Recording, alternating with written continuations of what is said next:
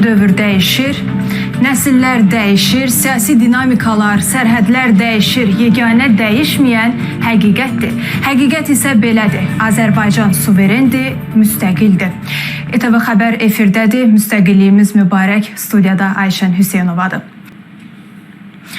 Davam edirik. Laçında açılışı olan Beynəlxalq Hava Limanı niyə xüsusi əhəmiyyət daşıyır? Bu sualın əslində bir neçə cavabı var. Çoxumuza məlumdur ki, beynəlxalq statusa malik hava limanlarının fəaliyyəti azad edilmiş ərazilərin dünya ilə birbaşa hava əlaqəsini təmin edir. Bu da Qarabağ və Şərqi Zəngəzurun Azərbaycanın suveren ərazisi kimi tanınmasını praktiki olaraq möhkəmləndirir. Həmçinin bölgədə iqtisadi canlanma, turizm axını və sərmayə yatırımı üçün zəmin yaranır. Bugün Laçından dünyaya mühüm mesajlar verildi.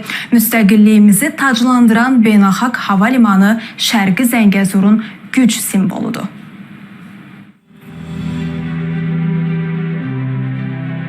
Dənizdən 1700 metr hündürlükdə. Yeni, müasir, ən əsası isə strateji mövqeyli. Laçın Hava Limanı rayonun Qorçu kəndində 130 hektardan çox olan ərazidə yerləşir. Hava limanında istənilən tip hava gəmisinin qəbuluna imkan verən, uzunluğu 3000, eni isə 60 metr olan uçuş enmə zolağı inşa edilib. 5000 kvadratmetrlik terminal binası saatda ən azı 200 sərnişinə xidmət göstərəcək. Özü də çox yaxında əcnəbi qonaqları qəbul edəcək. Laçının əzəmətini daha da artıracaq və təbii ki, görənləri valeh edəcək. Biz bugün dünyaya bəyan etdik. Yeni bir güc mərkəzi, yeni bir sizin ay dünya münasibətinizi dəyişdirməyə ehtiyacı olan bir məkan artıq işə başladı. Azərbaycan artıq yalnız deyil. Azərbaycanın ətrafında dünya gücləri birləşir və birləşərək güc verir.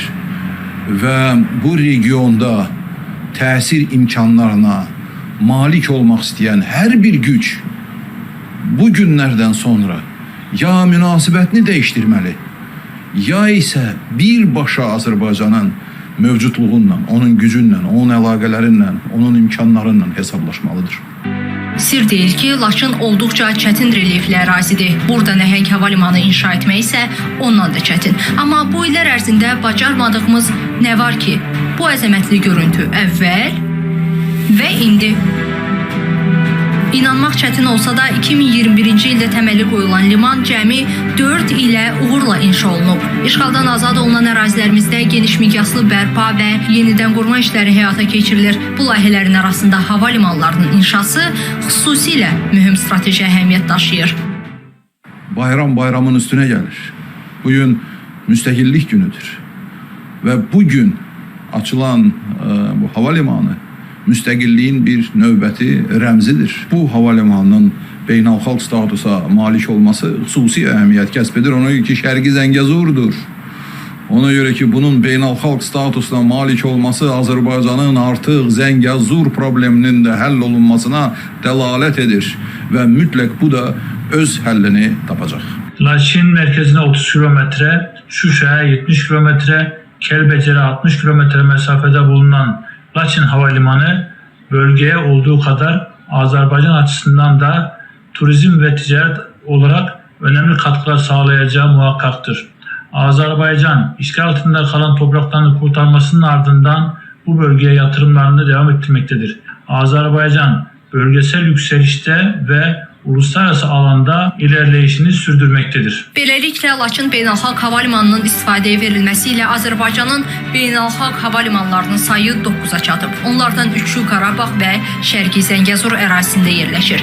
Bəs açılışda niyə məhz Türkiyə və Pakistan liderləri?